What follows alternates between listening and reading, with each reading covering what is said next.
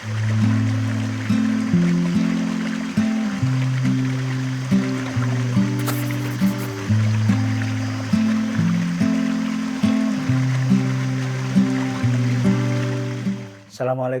warahmatullahi wabarakatuh.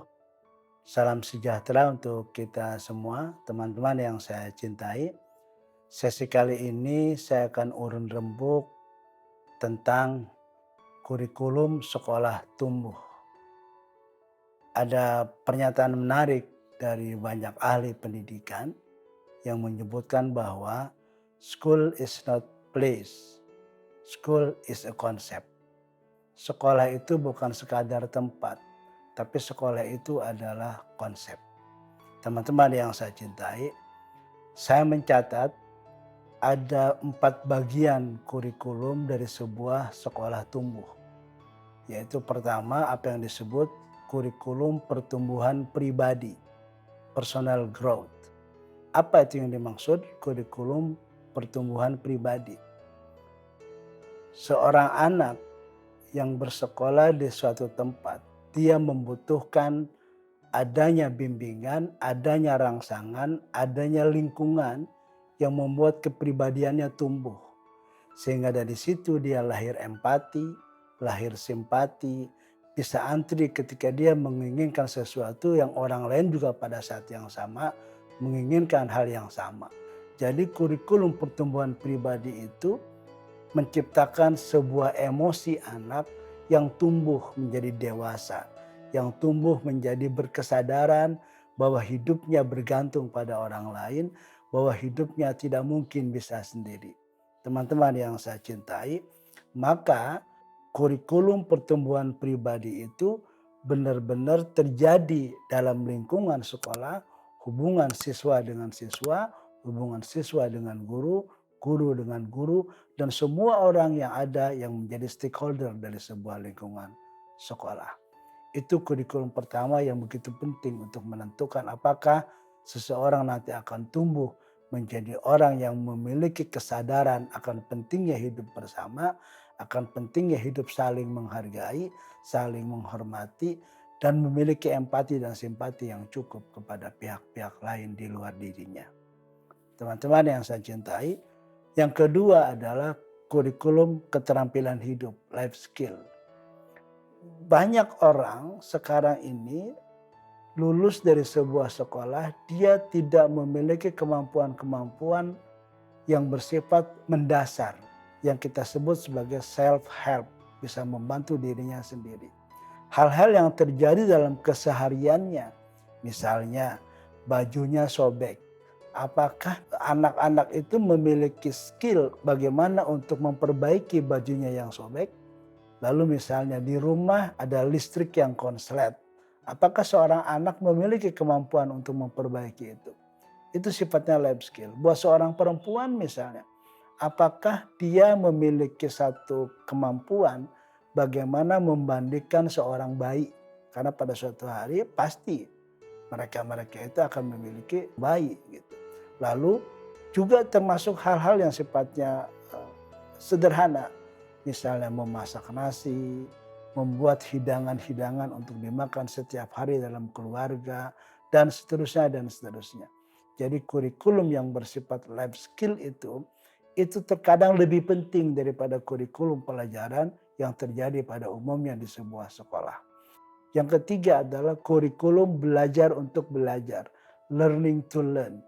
Kurikulum yang ketiga ini menyangkut bagaimana otak bekerja. Maka di dalamnya menyangkut metode, menyangkut sarana lingkungan yang terjadi dalam sebuah dunia pendidikan atau sekolah, dan bagaimana merangsang agar otak bekerja, membangkitkan dan memfasilitasi semua gaya belajar yang dimiliki oleh setiap anak.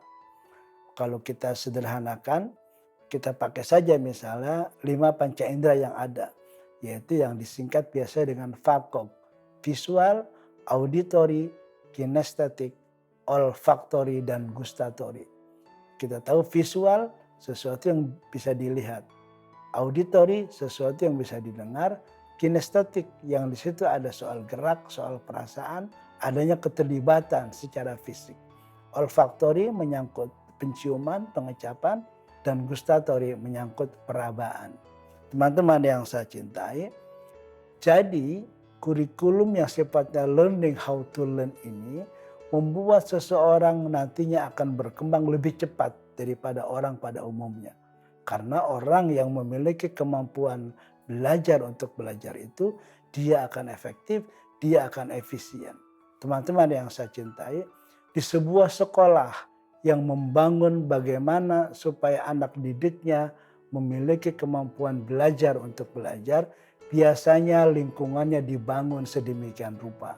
Misalnya, di setiap ruangan adanya bunga segar yang hidup. Ada musik-musik klasik yang lembut. Karena musik diyakini oleh para ahli bisa membangkitkan semangat belajar, bisa membangkitkan kemampuan-kemampuan laten yang tadinya mungkin tersembunyi, kemudian dia tampil mengemuka di permukaan. Nah, lingkungan-lingkungan tadi itu dapat merangsang dan membangkitkan otak bekerja. Juga misalnya poster-poster, kata-kata yang menggugah, kata-kata yang memberi inspirasi, itu juga sama. Membuat otak seseorang terangsang dan bekerja secara maksimal. Nah, yang terakhir baru kemudian apa yang disebut kurikulum isi atau konten kurikulum. Yang ini biasa terjadi pada sekolah pada umumnya hanya menekankan aspek konten kurikulum saja. Teman-teman yang saya cintai, banyak ahli sering menyamakan antara otak seseorang dengan komputer. Jelas dalam hal ini kurang pas. Kenapa? Otak itu mungkin lebih pas kalau kita ibaratkan dengan sebuah hutan belantara yang di dalamnya saling terkait, saling tersambung, dan saling menguatkan. Kalau komputer dia bergerak karena adanya perintah. Kalau otak dia bergerak karena dia hidup. Karena itu para ahli menemukan bukti-bukti bahwa kemampuan-kemampuan seorang anak pada usia 4 tahunan misalnya, itu banyak yang hilang, banyak yang terbunuh. Karena apa? Karena lingkungan, karena orang tua, karena guru, dan sebagainya yang dia hadapi. Banyak pertanyaan-pertanyaan seorang anak yang kemudian tidak dimunculkan lagi karena dia merasa terbunuh oleh orang-orang dewasa yang ada di sekitarnya. Dan sejak usia 4 tahun itu lalu masuk usia-usia sekolah dari mulai tingkat kanak-kanak, tingkat dasar sampai tingkat menengah dan atas, itu biasanya lingkungan-lingkungan tertentu baik di rumah maupun di sekolah lebih banyak terjadi proses pembunuhan potensi-potensi itu.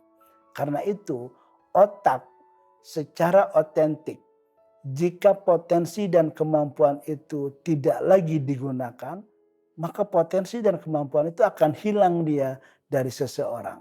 Karena itu semakin mengaktifkan dan menggunakan semua potensi-potensi yang dimiliki oleh otak manusia, maka orang itu akan semakin memiliki banyak kemampuan dan akan lebih mudah menjadi seorang ahli.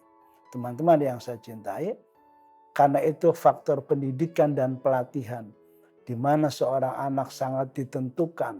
Tidak bisa kita rencanakan, tidak bisa kita buat dengan cara yang tidak sungguh-sungguh. Karena efek dari pendidikan dan pelatihan yang mereka peroleh dari sejak dini sampai usia sekolah lanjutan, itu akan menentukan ke depannya dia menjadi apa dan menjadi siapa. Teman-teman yang saya cintai, saya akhiri sampai di sini. Semoga ada manfaat yang bisa kita ambil bersama. Terima kasih.